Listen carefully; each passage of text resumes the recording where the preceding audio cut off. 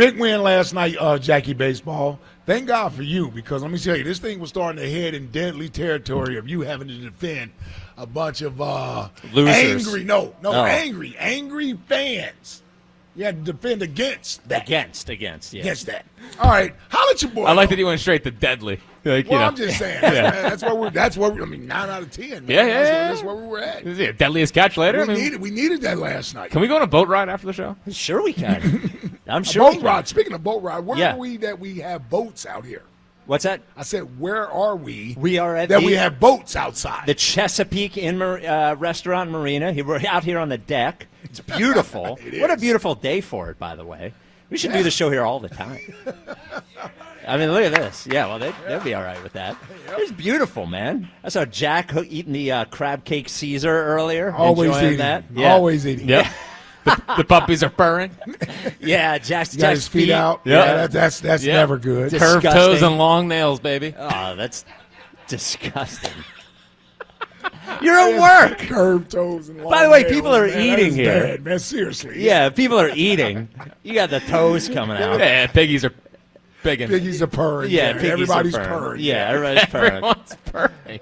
It is a big show. It's the mandatory OTAs are today, so we will have Elliot immediately after practice. One day mandatory OTA. What a grind. Well, this is it until training camp. Big 1 day of practice. I'm disappointed. I wanted a full week of practice. Yeah. No. 1 day. One mandatory day. We're at 1 year anniversary of Jalen not being able to say anything nice about Nick Sirianni. Oh, yep. And letting us do a whole summer of whether or not they like each other. Yep, that was last year. So Elliot will be with us after practice, probably around 4:30. Nick Sirianni speaks at 2:15, and we'll bring you that live. And this will probably be the last time we hear Nick until training camp as well. I mean, he doesn't seem very eager to talk. No. I'm sure John Clark will find him in Seattle at some point or Avalon over the summer for a couple of minutes. But the Avalon guy. Yeah, but we won't hear him speak officially. But we did have, and we will bring you Nick Sirianni live at 2:15. So don't go anywhere.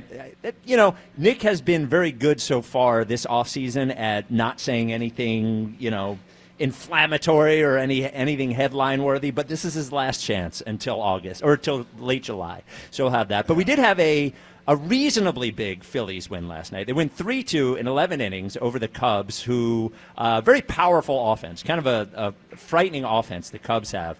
I can't tell with that game whether I feel, because that was an annoying game to watch. Like sure. There was the Trey pickoff.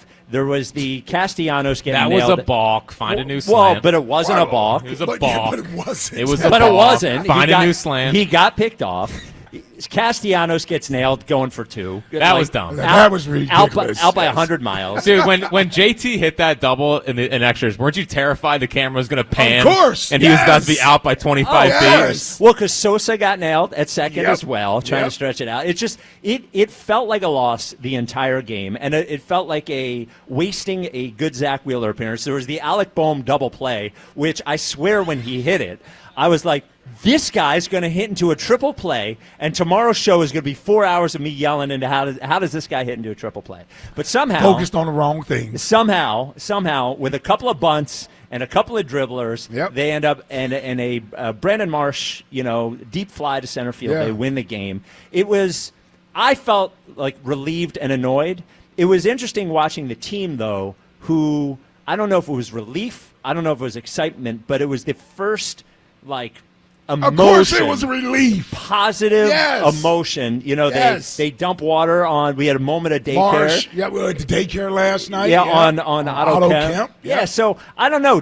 Walking away from the game, did you what was your gut feeling walking away from that game? I felt like the players did. Relieved that they won that game and excited. I mean, listen, they've lost 9 out of 10. And there's been some tough sledding, wasting good pitching efforts after good pitching efforts, and another one last night from Zach Wheeler you thought was going down the drains. By the way, in regulation, obviously, no, and nothing extra. They had 12 hits. with 2 runs. Well, it's crazy because they wasted every base runner Yes, they that's had. what I'm saying. Yeah. They wasted so many opportunities last night where they had guys on base. They had guys on base early. They had bases loaded with no outs And early. they got 1 run. They got 1 run.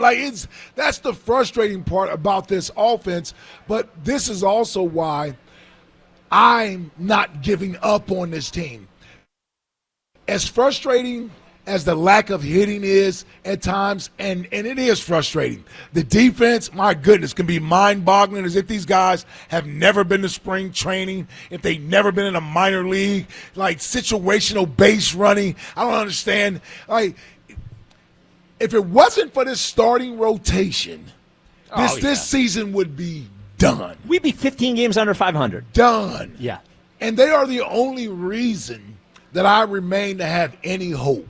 Well, by the way, because they keep you in just about every game. And by the way, it's the reason they can win a 7-game series against anybody. Yes. You know what I mean? Like, yes. You see the Dodgers, their entire starting rotation is basically on IL right now. Mm-hmm. So you look at those games and you think to yourself, that's why I keep talking about at the deadline going in, because I say to myself, I agree. Every single series, again, or any team that we play in the playoffs, because if we have the starting pitching, we can get there. And the other thing that made me nervous, by the way, Zach Wheeler was great last night, but I see his pitch count in the 6th inning, and he started the inning with 93. Yeah. And I'm like, oh, no. We're going to have to get 7, 8. By the way, not only do we have to get 7, 8, 9, we had to get 7, 8, 9, 10, 11 and win that game from the bullpen. Yep. Jack, did you feel more like irritated, excited? What was the I was just happy. He's definitely relieved. Yeah, come on, man.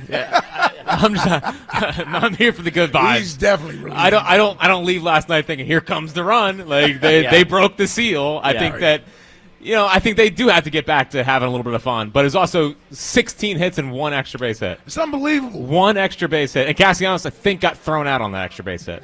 So it didn't even really count. It didn't even really count. They grounded into only 3 double plays. It felt like 6. Yep. I mean, it could have easily been 6. And but obviously, like you guys said, I mean, the starting rotation, they are eerily similar to the 11 Phillies. Like, the 11 Phillies couldn't score either. I know they had a lot of big names, just like this team has big names. But there was a run there in the middle of summer where they 27 to 44 games where they scored 3 runs or less. Like, similar offenses, but an unbelievable rotation that you hope can carry you through. But, man, even with the lineup, they're going to walk Kyle Schwarber as long as Bryce Harper's out because there's no reason not to. Yeah. Well, and talk about protection. I mean, boom hitting behind Schwarber. I feel like they got to flip that around or something.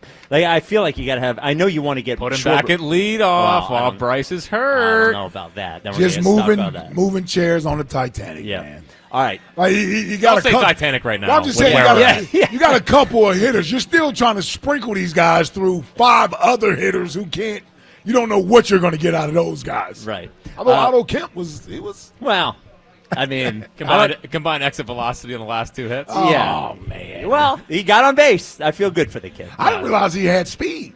He's a little fast. Yeah, he moves. Yeah, well, I didn't realize. You know what he has? He has that. I wasn't drafted, and I want to stay in the major leagues. Oh, you got the hustle. Yeah, that's what he's got. Hey, it's a D2. I know what that's like. D2 success, baby. All right, coming up next, Nick Sirianni with the last time he will speak until training camp. So we will bring you Nick Sirianni live. We are at the Chesapeake Inn Restaurant Marina. We are out on the deck in Chesapeake, Maryland. Be here until 6 o'clock. This is the WIP Afternoon Show at Ike, Spike, and Fritz.